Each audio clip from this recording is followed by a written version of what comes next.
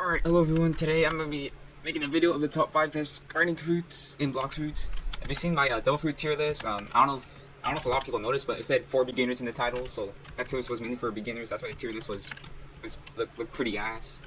But today I'm just going to be showing you the top 5 best gardening double fruits in the game. So first, well, this is not in like a specific order, like because all 5 of these fruits are really good. So first we got is flame.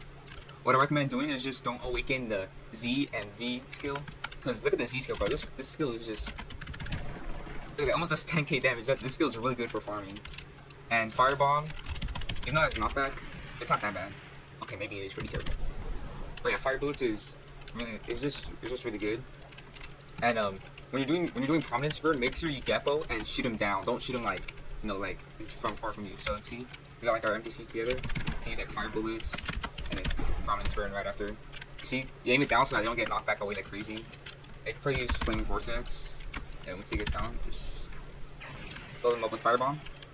So yeah, Flame Fruits is one of the best fruits for grinding. It's very cheap, and the Flame Awakening raid is probably like one of the easiest raids in the game.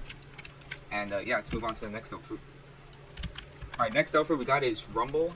Now this skill, or not this skill, this fruit is pretty good because all the skills are pretty much AoE except for the first skill. But other than that, this fruit is still pretty good. You can also use it to PvP and grind because this fruit is somewhat pretty good for PvP, especially for the F skill. So, although the damage isn't like that crazy compared to other fruits, this fruit is still pretty good. And your V skill is just really massive, as you can see. But I recommend getting the Unawakened version because I believe the Unawakened V skill is actually stronger than the Awakened version. So yeah. So yeah, Rumble's pretty good. The only problem is that I guess it's kind of hard to get it from the Double Fruit dealer because it's pretty rare to get it. But the if you're a high level, getting belly it shouldn't be a problem. You should have like a lot of belly when you're like a high level, especially when you're 13. So yeah, let's move on to the next fruit. Our next fruit we got is Ice or Awakened Ice. So Ice is pretty good. I was kind of choosing between Dark and Ice, but I just decided to choose Ice. Because Ice is also pretty good for boss farming. Because you have your Ice Dragon and Absolute Zero, which stuns them. Dark skill does have some stun moves, but like you're like invulnerable. So like if you're dumb and you miss, then the boss will just hit you, and that's pretty annoying.